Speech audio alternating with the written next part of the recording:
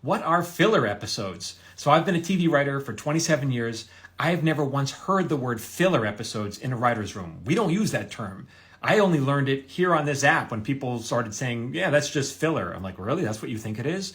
So as a TV writer, we would never consider putting out filler. That would get people to change the channel. It sounds like you're begging people to turn off your show, and that's bad for business. So every episode that I work on, like we always think, we always hope, we aspire that it'll be a great episode. It doesn't always turn out that way, but at least that's the intention. So you have like 8 or 10 writers sitting around a writer's room. This is how it works.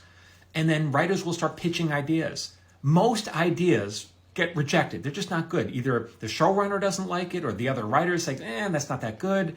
And then hopefully, finally, someone will say an idea that the rest of us or the showrunner says, oh, that's good. Let's talk about that. Let's spend a week or so talking about this idea, breaking it on the board before even one word is written. We talk about how the episode unfolds, what the story is, the act breaks, what all the characters are doing. And then after that's all done, then a writer will start writing it. And then often, there are reasons why shows don't come together. Maybe the writing didn't work out as well as we hoped. It just didn't materialize. Maybe the acting wasn't perfect. Maybe the direction wasn't. Maybe the editing wasn't. Maybe we got notes from the network. There's a million reasons why a story can go off the rails. But it's never our intention to put out crap or filler. Sometimes it just happens that way. This is hard. It's not like a candy factory where you're manufacturing candy bars and each one's the same.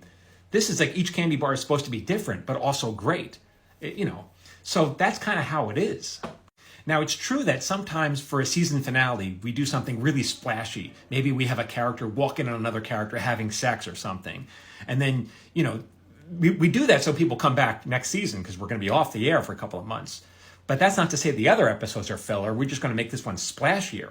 And in order to make it really splashy, we might spend some time before that building up some anticipation.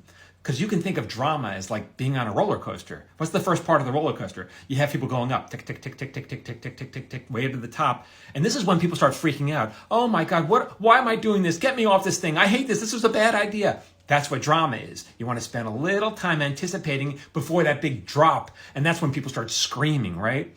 And so you kind of need that pause, the calm before the storm, before a big reveal. You may call it filler, but for us, I think it's necessary. Now, you still may think this is bad writing, and if you do, I would highly encourage you to start writing your own stories.